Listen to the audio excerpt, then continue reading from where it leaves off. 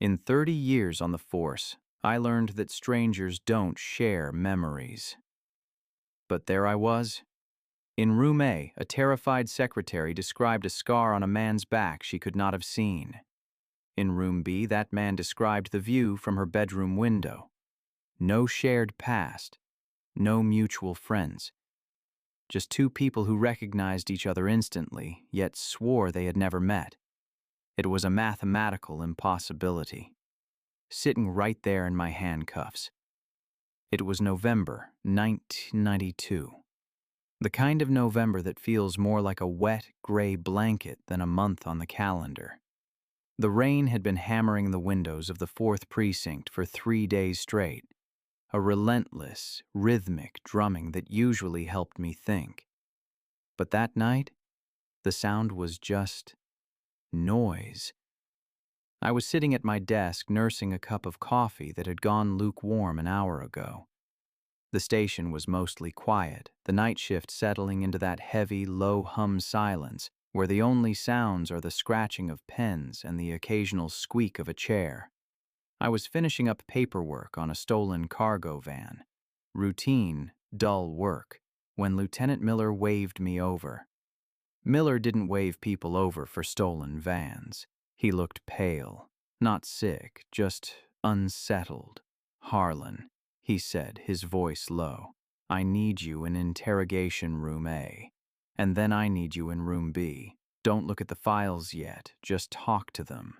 "Who are they?" I asked, standing up. My knees popped. I was 52 then, and the damp weather was starting to get into the joints. Room A is Clara Mills, secretary, witness. Room B is Michael Gray, unemployed, suspect, Miller said. He handed me a single sheet of paper. "We found Gray standing over the body of Elias Thorne. Thorne ran that import firm downtown, shot twice in the chest." "Open and shut?" I asked. Miller shook his head. "Go in. You tell me." I walked down the hallway. The linoleum was scuffed, reflecting the dim yellow buzz of the overhead fluorescent lights. It smelled like floor wax and stale cigarette smoke. I stopped at the door to room A. "Stay with me until the end. The truth behind this case still unsettles me." I opened the door. Clara Mills was young, maybe 24. She was sitting with her hands clasped tight on the metal table, knuckles white. She wore a rain-soaked beige trench coat over a blouse that looked too expensive for a secretary's salary. Her mascara had run slightly, but she wasn't crying anymore. She was trembling. "Miss Mills?" I sat down across from her. I kept my voice soft, the way you speak to someone standing on a ledge. "Suts, I'm Detective Harlan." She looked up. Her eyes were sharp, intelligent, but clouded with confusion. Is the man you caught, is his name Michael?" I paused. I hadn't told her his name. Miller hadn't told her. "Why do you ask that?" "He looked at me," she whispered. "When the police dragged him out of the lobby, he looked right at me. I felt like I'd known him my whole life." "Have you?" I asked. I pulled out my notepad. "No," she said, shaking her head vigorously. "I've never seen him before today. I swear it." "But, Detective, he has a scar on his right wrist, like a jagged line. Does he?" I hadn't seen the suspect yet. "I don't know, Miss Mills. Why would you know that?" "I don't know." Her voice cracked. The moment I saw him, I knew it. And I knew he didn't kill Mr. Thorne. Before I tell you what happened next, please consider subscribing. It truly helps keep these stories alive. I stared at her. She was terrified, but she wasn't lying. I've interviewed 1,000 liars. They talk too much or too little. She was just confused. "You witnessed the murder, Miss Mills?" "I heard the shots," she corrected. "I was in the copy room. I ran out. Mr. Thorne was on the floor. That man, Michael, he was kneeling next to him. He was trying to stop the bleeding." Holding the gun? The gun was on the floor, she said. But I know he didn't do it. He's not violent. He hates loud noises. He flinches at car backfires. Miss Mills, I said, leaning in. If you've never met him, how do you know he hates loud noises? She opened her mouth, then closed it. A tear finally escaped, rolling down her cheek. I don't know, she whispered. I just know. I left her there, shaking in the cold room. What would you have done in my place? Dismissed it as hysteria? I walked across the hall to room B. The observation window was dark. I stepped inside. Michael Gray was older than Clara, maybe 30. He wore a faded denim jacket, soaked through. His hair was plastered to his forehead. He wasn't handcuffed to the table, just sitting there, staring at the wall. He looked up when I entered. He had the face of a man who had given up a long time ago. Detective, he said. His voice was raspy. Mr. Gray, I said. I glanced at his right wrist. He was rubbing it. I saw the edge of a scar peeking out from under his sleeve. A jagged line. My stomach tightened. You know why you're here, I said, sitting down. I didn't kill him, Gray said calmly. I went there for a job interview. The door was open. I heard a pop. I ran in. He was already down. The secretary, I said. Clara Mills. Michael's head snapped up. Clara, is she okay? You know her? No, he said. Then he frowned. I don't think so. I've never been to that building. I don't run in those circles, but what? He rubbed his temples. When they walked me past her, she smelled like vanilla and old paper, and I knew she was afraid of the dark. It popped into my head, like a memory I didn't earn. I lit a cigarette. I needed the nicotine to ground me. Mr. Gray, you're telling me you know the scent of a woman you've never met? You know her phobias? It sounds crazy, he said. Check my background. I'm from Ohio. Moved here 2 weeks ago. I've never met a Clara Mills in my life. But I know she drinks her coffee black with 2 sugars, doesn't she? I didn't answer him. I couldn't. Because just 10 minutes ago I had seen a styrofoam cup on the table in front of Clara Mills. Black coffee. 2 empty sugar packets next to it. I stood up and walked out of the room. The hallway felt colder than before. I went back to my desk and grabbed the phone. I called the background check unit. I need everything on Clara Mills and Michael Gray. Go back to kindergarten. I want to know if they shared a bus stop, a distant cousin, a summer camp, anything. While I waited, I looked at the crime scene photos Miller had left on my desk. Elias Thorne, a wealthy man, lying in a pool of blood on a Persian rug. 2 shots to the chest. But then I noticed something in the photo. A detail I had missed the first time. Thorne was holding something in his left hand. His fist was clenched tight in rigor mortis. I picked up the magnifying glass I kept in my drawer, an old habit, but reliable. I peered at the photo. Thorne wasn't holding a weapon. He was holding a piece of paper, a torn corner of a photograph. Miller, I shouted. The lieutenant jogged over. What is it?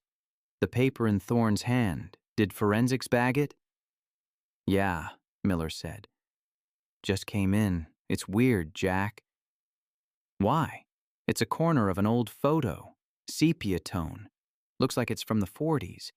But the paper is new. It's glossy photo paper, printed yesterday, but the image is 50 years old. I looked at the 2 interrogation rooms. Clara in A, Michael in B. 2 strangers who knew the intimate details of each other's lives, and a dead man clutching a paradox in his hand. The phone rang. It was the background check unit. Harlan, the officer on the line said. We ran them. It's clean, squeaky clean. They grew up 3,000 miles apart. Different schools, different tax brackets. No overlap. Not even a passing glance. Are you sure? Positive. Mathematically, these two people should not know each other exist. I hung up. The rain was pounding harder now, sounding like gravel thrown against the glass. I had a suspect who knew the witness's coffee order, a witness who knew the suspect's hidden scars, and a victim holding a fake antique photo. This wasn't just a murder, it was a puzzle where the pieces were from different boxes. I looked at the clock. It was 2 a.m. What would you have done? Would you trust the logic of the paperwork or the impossible intuition of the suspects? I decided to try something risky, something against protocol. I walked back to room A. Miss Mills, I said, I'm going to ask you one more question. When you looked at Michael Gray, did you feel anything else besides recognition? She hesitated, chewing her lip. I felt guilty. Guilty? Why? I don't know, she whispered. I just felt like I had left him behind. I closed the door and went to room B. Mr. Gray, I said, when you saw Clara, what was the emotion? He didn't look up. Anger, he said. I felt angry at her, like she broke a promise. What promise? He looked me in the eye. I don't know. I've never spoken to her. I stepped out into the hall. The air was thick. The lights flickered briefly, a power surge from the storm outside. For a second, the corridor went dark, and I stood there in the blackness, listening to the rain. When the lights buzzed back on, I saw Miller walking toward me. Ballistics came back, he said. The gun found near Gray, it's the murder weapon. So he did it? I said, feeling a strange disappointment. That's the thing, Jack, Miller said, scratching his head. The gun fired the bullets that killed Thorne. But there's no residue on Gray's hands. None. And the gun, it was wiped down. Clean. No prints. Not even Gray's. He was holding it when you found him? He says he picked it up. But if he picked it up, his print should be there. If he wiped it, he wouldn't have been holding it when we walked in. Contradiction. Number 1. I looked at the 2 doors. The logic was breaking down. And I had a sinking feeling that this was just the first crack in the dam. I took a deep breath of the stale station air. I had to go deeper. I had to find out what linked a rich importer, a terrified secretary, and a drifter from Ohio. Get the car, Miller, I said, buttoning my coat. We're going to Thorne's office. I need to see where this happened. Because I knew, with the certainty of 30 years on the job, that the answer wasn't in these rooms. It was back in the rain, in the dead man's office, hidden in the dark. The drive to Elias Thorne's office was a study in gray. The wipers on Miller's unmarked sedan slapped back and forth, fighting a losing battle against the deluge. I stared out the window, watching the city blur into streaks of neon blue and dirty yellow. You're quiet, Jack, Miller said, gripping the wheel. The math doesn't add up, I muttered. We have a victim clutching a fake antique photo.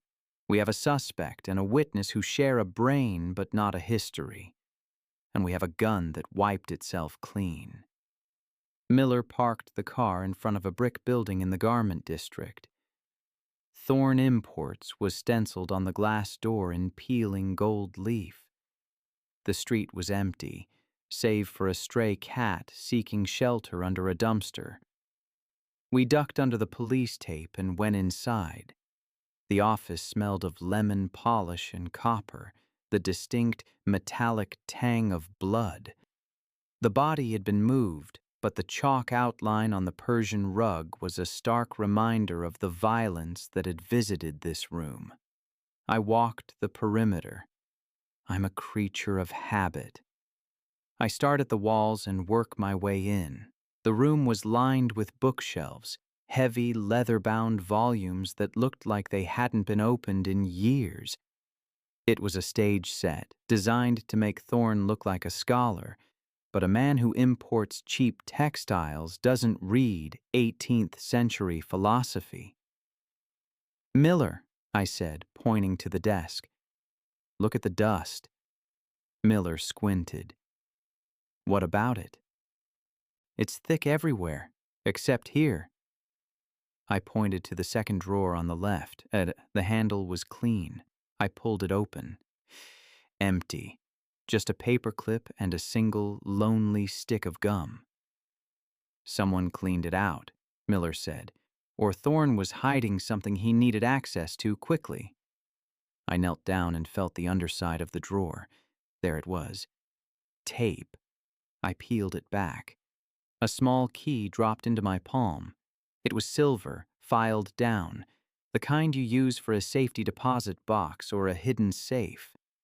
Stay with me, because what I found next changed the entire trajectory of the night.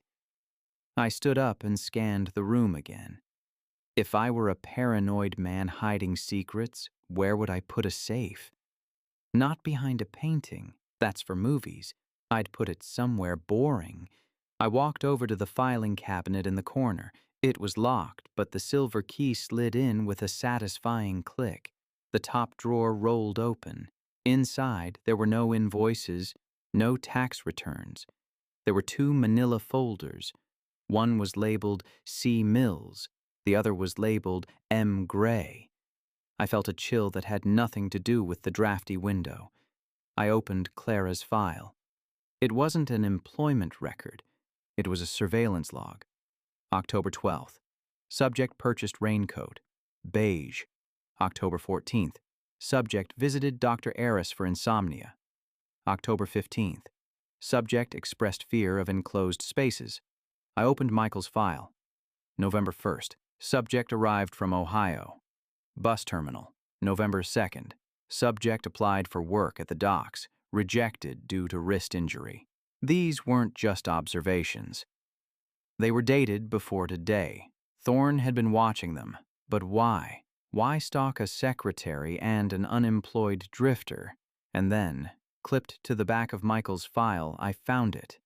The other half of the torn photograph. I held it up. The jagged edge matched perfectly with the piece Thorne had died holding. The full image showed a group of people standing in front of a building. It looked like a hospital, but not a modern one. The architecture was severe, brutalist.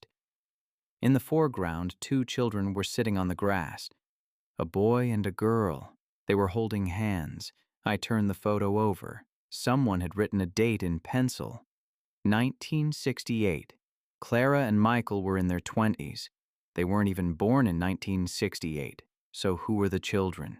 Before I tell you what the intruder did, please consider subscribing. It truly helps keep these stories alive. Miller, I said, my voice tight, we need to find out where this photo was taken, and we need to know why a dead importer had detailed dossiers on our 2 strangers. Miller was by the window, looking out at the street. Jack, he said quietly, we have company. I joined him. Down on the street, parked directly behind Miller's car, was a black sedan. Engine running, lights off. The windows were tinted too dark to be legal. Feds? Miller asked. No, I said. Feds park down the block. That's intimidation. Suddenly, a noise came from the hallway outside the office. A floorboard creaked. We froze. We were the only ones supposed to be in the building. The uniform officer was stationed at the front door downstairs. I drew my service revolver, a .38 special I'd carried since the 70s. Miller drew his Glock. I motioned for Miller to flank the door. I counted to 3, then kicked it open. The hallway was empty, but at the far end, near the fire escape, the heavy metal door was swinging shut. Police! I shouted, sprinting down the corridor. I burst through the fire door onto the metal landing. The rain hit me like a slap in the face. I looked down into the alleyway. A figure in a dark raincoat was at the bottom of the ladder, dropping to the pavement. They didn't look up. They just ran, fast, efficient, toward the mouth of the alley. I aimed, but I couldn't fire. There was no clear target, and the shadows were too deep. "He's gone!" I yelled to Miller. I climbed back inside, wiping the rain from my eyes. My heart was hammering, not from the run, but from what I had seen in the alley. When the figure had landed, something had fallen out of their pocket. I went down the fire escape, metal slipping under my wet shoes. I reached the pavement and scoured the wet asphalt. There, glistening in a puddle, was a plastic ID card. I picked it up. It wasn't a driver's license. It was a security badge. The Janus Institute. And the face on the ID card? It was the psychiatrist Clara Mills had mentioned in her file, Dr. Eris. I climbed back up to the office. Miller was pale. "Jack," he said, "the phone rang while you were outside." "Who was it?" A voice, synthesized or muffled. It said, "Tell Harlan that memory is a dangerous thing. Drop the files or we drop the girl." What would you have done in my place? Handed over the files to protect the witness? Or dug deeper, knowing you were putting her at risk? I looked at the files in my hand. C. Mills, M. Gray. If I logged these into evidence, they would go into the system. If the people watching us had access to the station, and in this city, someone always did, these files would vanish by morning. And so would the truth. I looked at Miller. He was a good cop, an honest man, but he had a mortgage and 3 kids. "Miller," I said, "you didn't see these files." "Jack, you didn't see them," I repeated firmly. I took the manila folders and shoved them inside my coat, against my chest. "Log the key. Log the photo. But the files stay with me." Miller hesitated, then nodded slowly. "Watch your back, Harlan. This feels heavy." "It is," I said. This was the point of no return. After this, there was no turning back for me. I had crossed the line from investigator to accomplice. I was hiding evidence to solve a murder. We left the office. The black sedan was gone. As we drove back to the precinct, I pulled out the photo again. I studied the building in the background. I recognized the archway. It wasn't a hospital. It was an orphanage that had burned down in the 70s. St. Jude's Home for the Unwanted. Clara Mills and Michael Gray weren't just strangers. They were pieces of a history that someone had tried to burn to the ground. And Dr. Aris? He wasn't just treating Clara for insomnia. He was the bridge. I needed to talk to the doctor. But first I had to get back to the station before my captain asked why I was soaking wet and hiding felonies in my jacket. I lit a cigarette, the flame illuminating the interior of the car for a brief second. "Drive faster, Miller," I said. "I think our suspects are in danger." Because if the voice on the phone knew I had the files, they knew exactly where Clara and Michael were sitting. Alone. In rooms A and B, and the station. The station was quiet at night. Too quiet. The precinct at 3 a.m. is a unique kind of purgatory. It's a place where time slows down, hanging heavy in the air like the smoke from my 3rd cigarette. I stood by the coffee machine, watching the sludge drip into the pot. The files from Thorne's office were burning a hole inside my jacket. I didn't trust my desk. I didn't trust the filing cabinets. The threat on the phone had been specific. Drop the files, or we drop the girl. Miller walked in from the rain, shaking off his coat like a wet dog. He looked rattled. "Jack," he whispered, leaning close. "There's a suit in the lobby. Says he's legal counsel for Michael Gray. But Gray said he couldn't afford a lawyer." "What's his name?" "Arthur Kovich, smooth operator, expensive suit. He's holding a writ of habeas corpus. Says we're holding his client without charge." We have a body, I said, crushing my cigarette into the overflowed ashtray. And we have the murder weapon. He says the weapon had no prints. He's threatening a lawsuit, Jack. He wants Gray out.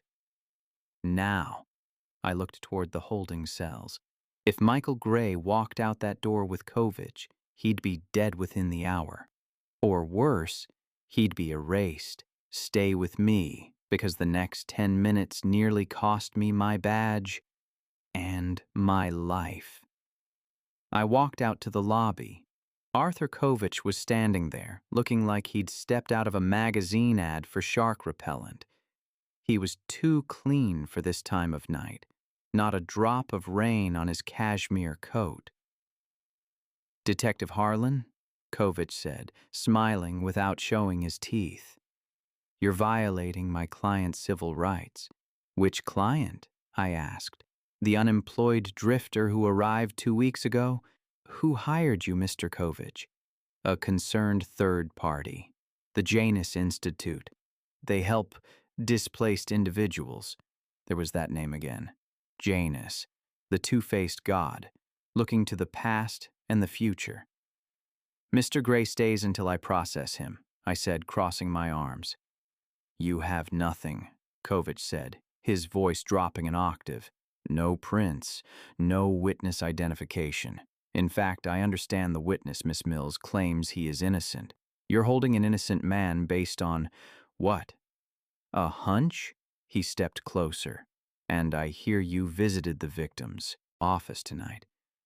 Find anything interesting? Perhaps something that doesn't belong to you? He knew. The mole inside the station wasn't just a voice on the phone. Kovich was the cleaner. I need 20 minutes, I lied. Paperwork. Kovich checked his gold watch. 20 minutes. Then I'm calling the commissioner. He's a friend of the Institute. I turned and walked back into the bullpen. My heart was thumping against my ribs. I grabbed Miller by the arm. Stall him, I hissed. Spill coffee on him. Lose the forms. Just give me time. What would you have done? Handed over the suspect to a lawyer who was clearly part of the cover-up, or risk your career to find the truth? I went to the men's locker room, the only place without a window. I locked the door and pulled the damp manila folders from my jacket. I sat on a bench and spread them out. I needed to find the connection. The photo, the files, the doctor. I opened Clara's file again. I flipped past the surveillance logs to the medical notes from Dr. Aris. Patient, C. Mills. Diagnosis, dissociative amnesia. Treatment, narrative reconstruction. Therapy. I frowned. Narrative reconstruction. I pulled out a piece of paper clipped to the back. It looked like a script. Session 4. Q. The man has a scar on his right wrist. It is jagged. Response. Fear. Recognition. Context. He got it falling from a tree when you were 12. You bandaged it. I froze. I grabbed Michael's file. Same thing. A script. Session 4. Q. The woman smells of vanilla and old paper. Response. Protectiveness itchdas. Anger. Context. She used to read to you in the library. She's afraid of the dark. My hands started to shake. They weren't psychic. They didn't have a past life connection. They had been programmed. Dr. Aris wasn't treating their insomnia or anxiety. He was planting memories. False histories. Detailed, emotional, sensory-rich memories of a relationship that never existed. But why? Why make two strangers fall in love, or at least recognize each other on a subconscious level? I looked at the date on the scripts, October 1992, last month, and then a handwritten note in the margin of Michael's file in thick red ink. Subject A, Gray, and Subject B, Mills, are ready for Phase 2, the trigger event. The murder of Elias Thorne wasn't a robbery gone wrong. It was the trigger event. Thorne was the financier. I saw his initials on the invoices for the Janus Institute. He was paying for this experiment. But something had gone wrong. I looked at the photo again. The orphanage, 1968. I realized then that the children in the photo weren't Michael and Clara. They were too old. The timeline didn't fit. I pulled out my magnifying glass again. I looked at the building's entrance in the photo. There was a sign, barely legible, St. Jude's Home. But standing in the doorway, half-shadowed, was a man in a white coat. He was young, handsome. It was Elias Thorne. Thorne wasn't just the financier. He was the origin. After this, there was no turning back for me. I shoved the files back into my jacket. I had to get to Clara. If she was Subject B, she was a walking time bomb. I ran back to the interrogation rooms. Miller was arguing with Kovich in the hallway. Kovich looked angry. I slipped into room A. Clara was sleeping, her head on her arms. "Clara," I said, shaking her shoulder gently. She woke up with a gasp. "Detective? Is he okay? Is Michael okay?" "Listen to me," I said, kneeling beside her. "The things you know about Michael. The scar. The tree. Do you remember when it happened?" She blinked, confused. "Yes, we were children. In the backyard. It was summer." "Whose backyard, Clara?" She opened her mouth. Her eyes darted around the room. My parents' house." "What color was the house?" "Blue," she said instantly. Then she frowned. "No, brick. Wait." She grabbed her head. "Why can't I see the house?" "Because it never happened," I said softly. "Clara, someone put those thoughts in your head. Dr. Eris." "No," she whimpered. "That's impossible. I feel it. I love him. I've missed him for so long." "You've never met him until today," I said brutally. I had to break the spell. "It's a script, Clara. You're reciting lines." "Stop it!" she screamed. The door flew open. Kovich stood there, with the precinct captain behind him. Captain Reynolds looked tired and furious.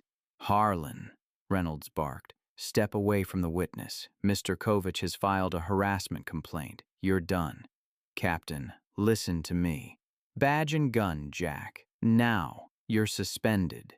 Kovich smirked. It was a subtle, triumphant twist of his lips. I looked at Reynolds. He was a good man, but he followed the book. He didn't know about the files in my jacket. He didn't know about the scripts. If I gave up my badge, I walked out of here powerless, and Clara and Michael would disappear into the Janus Institute, never to be seen again. I slowly reached for my holster. I unclipped my revolver. What would you have done? Surrendered? Or made one last desperate play? I placed the gun on the table. "Fine," I said. "But before I go, Captain, ask Mr. Kovich why his client, the Janus Institute, has been paying Dr. Eris to hypnotize these two people." Kovich's smile faltered. "That's slander." "Is it?" I reached into my jacket, not for the files, but for the photo. I tossed the picture of the orphanage onto the table. "That's Elias Thorne in 1968, working at St. Jude's, before it burned down, before 18 children died in the fire." The room went silent. Even the hum of the fluorescent lights seemed to stop. "Thorne wasn't an importer," I said, my voice steady. "He was a doctor, and he's been running from his past for 20 years. Someone found him. Someone killed him. And they used Michael and Clara to do it." "That's absurd," Kovich snapped. "Captain, arrest this man." "Wait," Clara whispered. She was staring at the photo. Her trembling had stopped. She pointed to the corner of the picture, to a small, blurry figure standing near the tree line, away from the other children. "I know that boy," she said. Her voice was hollow. "That's not Michael." I looked closer. "Who is it, Clara?" She looked up at me, her eyes wide with a horror that was finally, truly her own. "That's the man who killed Mr. Thorne," she said. "I remember now. I didn't see Michael holding the gun. I saw Michael trying to take the gun away. From him." "From who?" "The man in the raincoat," she said. "The man who ran away. He had the same scar on his wrist. The real scar. The pieces slammed together. The memory of the scar wasn't a fiction. It was a description of the real killer. Eris had planted it in Clara's mind, associating it with Michael so she would identify the wrong man? No, that didn't make sense. Unless Michael was never the target. Michael was the patsy, the vessel. "Captain," I said, "don't let Kovich leave." But when I turned around, the doorway was empty. Kovich was gone. And down the hall, the fire alarm began to wail, a shrill, deafening scream that meant only one thing in a police station at 4 a.m. Chaos. "Miller," I shouted, grabbing my gun back from the table. "Block the exits." The lights flickered and died.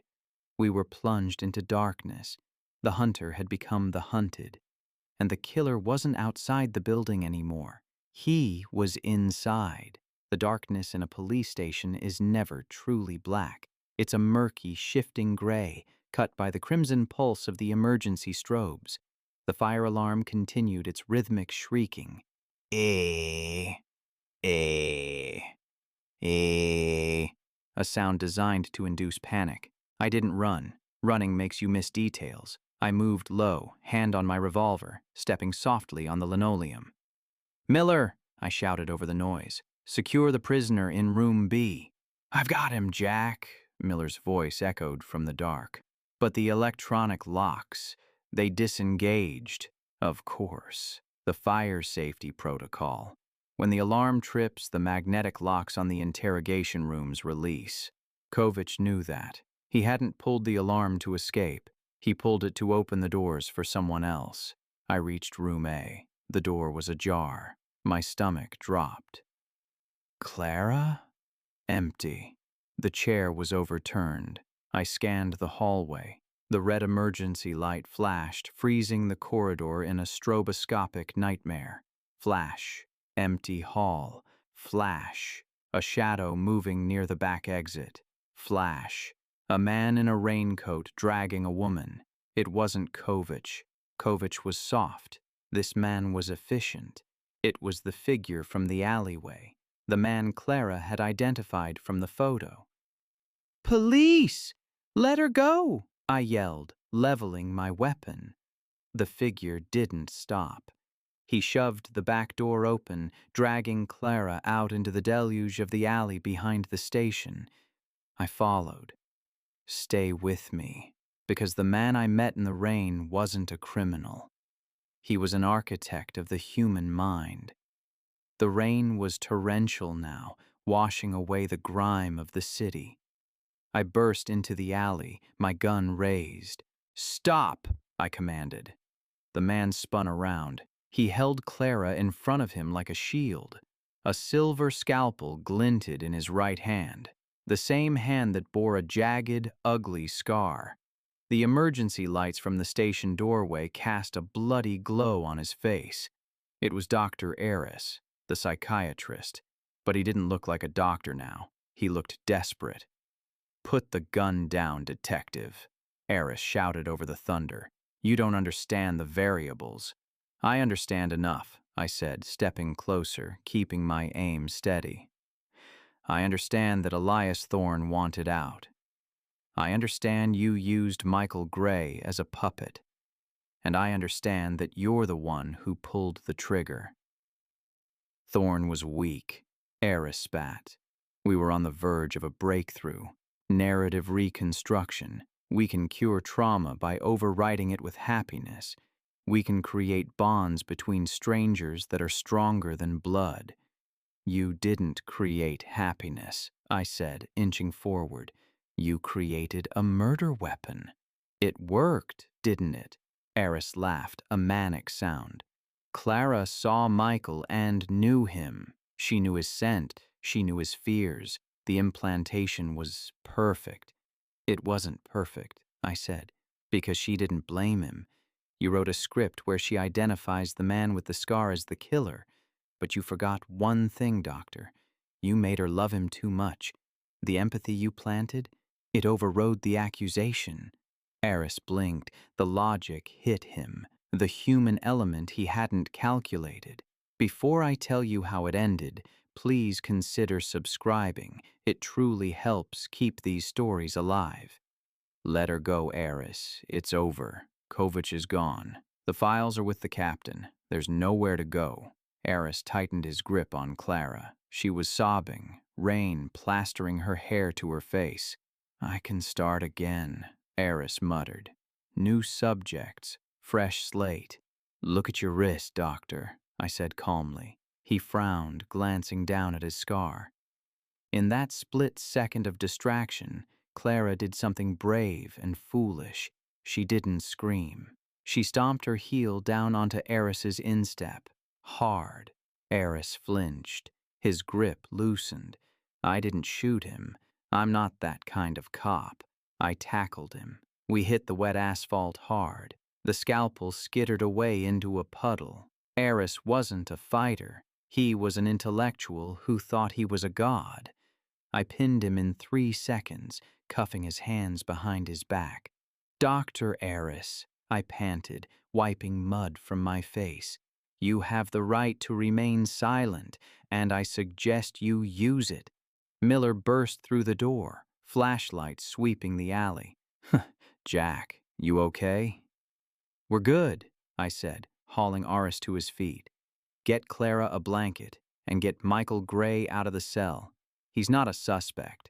He's a victim. 2 hours later, the chaos had settled. The lights were back on. The captain sat at his desk looking at the wet files I had finally placed in front of him. Kovich had been apprehended at the airport, trying to board a flight to Zurich. I sat in the break room with Michael and Clara. They were sitting on opposite sides of the table, wrapped in wool blankets, holding steaming mugs of tea. They looked at each other. The recognition was still there. The false memories of a childhood spent together, of secrets shared in the dark. So, Michael said, his voice raspy. None of it was real? The treehouse? The summer by the lake? I sat down between them. No, son. Dr. Eris and Thorne ran a clinic. You both went there for help. You for anxiety. Michael for sleep. They drugged you. They used hypnosis and audio loops to plant a shared history. They gave you a surgical scar, Michael, to match Eris's scar.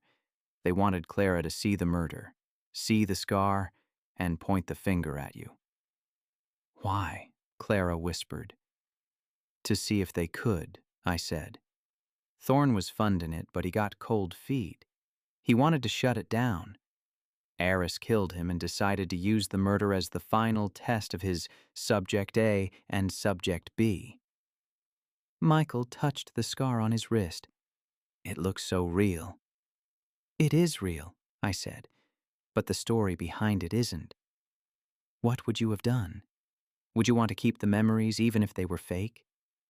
Clara looked at Michael. She reached out across the table. Her hand hovered over his. I know it's a lie, she said softly. I know we didn't grow up together. I know you didn't save me from that dog when I was 10. Michael looked at her hand. And I know you didn't teach me how to read. But, Clara said, her voice trembling, I still feel safe when you're in the room. Is that fake, Detective? I looked at them. 2 damaged people, manipulated by a monster who had found the only comfort they had ever known in a lie. The memory is fake, I said, lighting a cigarette. But the feeling? That's yours? Eris gave you the map, but you're the ones walking the path. The door opened. Captain Reynolds beckoned me. Harlan, a word. I walked out. Reynolds looked tired. The feds are here, he said. They're taking custody of Eris and the files. The Janus Institute has friends in high places. They're calling it a matter of national security. They're burying it, I said. They're trying, Reynolds corrected. But Kovich talked. We have his confession on tape. We have the ballistics matching Aris's gun, which we found in his car. They can take the prisoner, Jack, but they can't take the case. What about Michael and Clara? They're free to go. Charges dropped. I nodded and looked back through the glass of the break room. Michael and Clara were still sitting there. They were holding hands. It defied logic. It defied the police work I had done all night. They knew the truth now. They knew they were strangers. But they weren't letting go. I realized then that Aris had failed in the most magnificent way possible. He tried to manufacture a witness and a scapegoat. Instead, he had manufactured a connection that the truth couldn't break. The paradox wasn't how they knew each other. The paradox was that, after knowing the lie, they chose not to be strangers anymore. I put on my coat. It was still damp and heavy. I'm going home, Captain, I said. I think I've seen enough for one night. I walked out of the precinct, back into the rain. The city looked different now. Less like a cage and more like a puzzle that didn't always need to be solved. The sun didn't rise that morning so much as the darkness just faded into a bruised purple bruise over the skyline. I stood on the precinct steps watching the steam rise off the wet asphalt. The rain had finally stopped, leaving the city slick and silent like a machine that had been turned off to cool down. I lit a cigarette, my last one of the pack. The smoke mixed with the cold morning air, drifting up toward the gray clouds. Miller came out a few minutes later, holding a box of personal effects. Not mine, Clara's. She had left her purse in the interview room. They're gone, Miller said, standing beside me. Michael and Clara, they walked out together, didn't say a word to anyone, just hailed a cab. Where did they go? The address on Michael's license is a motel in Queens. The address on Clara's is an apartment uptown. I doubt they went to either. I nodded. They were refugees now, refugees from a war that had been fought entirely inside their own heads. And Aris? I asked. Miller spat on the ground. Feds took him out the back way 10 minutes ago. Black SUV. No plates. Kovich went with them. They called it jurisdictional transfer. You know what that means, Jack. I knew exactly what it meant. Dr. Aris wouldn't go to Rikers Island. He wouldn't stand trial in a public courtroom. He was too valuable. The government doesn't destroy weapons like narrative reconstruction. They seize them. Aris would spend the rest of his life in a windowless room in Virginia, continuing his work for a different master. Elias Thorne was dead. The Janus Institute would dissolve and reform under a new name. And the 18 children who died in the orphanage fire in 1968, they would remain a footnote in a sealed file. It wasn't justice. It was just cleanup. Stay with me for these final moments, because how this story ends is the reason I never forgot it. I went home that morning and slept for 14 hours. When I woke up, I felt older. The dampness of the interrogation room seemed to have settled permanently into my bones. I didn't hear from Clara or Michael for a long time. In this line of work, you learn to let go. You solve the puzzle, you close the file, and you move on to the next body. If you carry every victim with you, you'll drown. But this case stuck. It was a splinter in my mind. 6 months later, I received a postcard. No return address. The postmark was from a small town in Oregon. Coastal, rainy, quiet. The front of the card showed a generic picture of a lighthouse. On the back, in neat, cursive handwriting, was a short message. The coffee here is terrible. He still drinks it black. I still take 2 sugars. We bought a dog. He's afraid of thunder, but we're helping him through it. Thank you for the truth. C&M. I sat in my kitchen, holding that card, staring at the initials. C and M. They had stayed together. Logic said they should have run in opposite directions. Every time Clara looked at Michael, she should have been reminded of the violation of her mind. Every time Michael looked at Clara, he should have seen the script he was forced to perform. Their entire relationship was a crime scene. But they chose to stay. What would you have done? Could you build a real life on a foundation of lies? I kept tabs on them in my own way, unauthorized, quiet. A detective's curiosity doesn't retire just because he does. 5 years later, I was passing through Oregon on a road trip. Something I told myself was for fishing, but we both know better. I drove through their town. I found the house. It was a small white cottage with blue shutters. Not brick. Not the house from their fake memories. I parked down the street and watched. It was raining, of course. A man came out to the porch. Michael. He was older, fuller in the face. He looked healthy. He was holding a child. A little girl, maybe 3 years old. Then Clara stepped out. She wrapped a blanket around Michael's shoulders. She leaned her head on his arm. They stood there, watching the rain. They looked normal, boring, beautiful, mundane. I realized then that Aris was wrong about everything. He thought human beings were software. He thought if you wrote the code, Step 1, shared trauma. Step 2, sensory detail. You could program the output. But he forgot the glitch. He forgot that once the connection is made, it takes on a life of its own. The memory of the scar from the tree was fake, but the way Clara felt when she saw it, that was real. The memory of reading in the library was a lie, but the comfort Michael felt in her presence, that was the truth. They took the fake bricks Aras had given them and built a real house. I didn't get out of the car. I didn't go say hello. I was a part of the bad dream they had woken up from. They didn't need to see the ghost of the detective who told them their lives were a fiction. I put the car in gear and drove away. That was 30 years ago.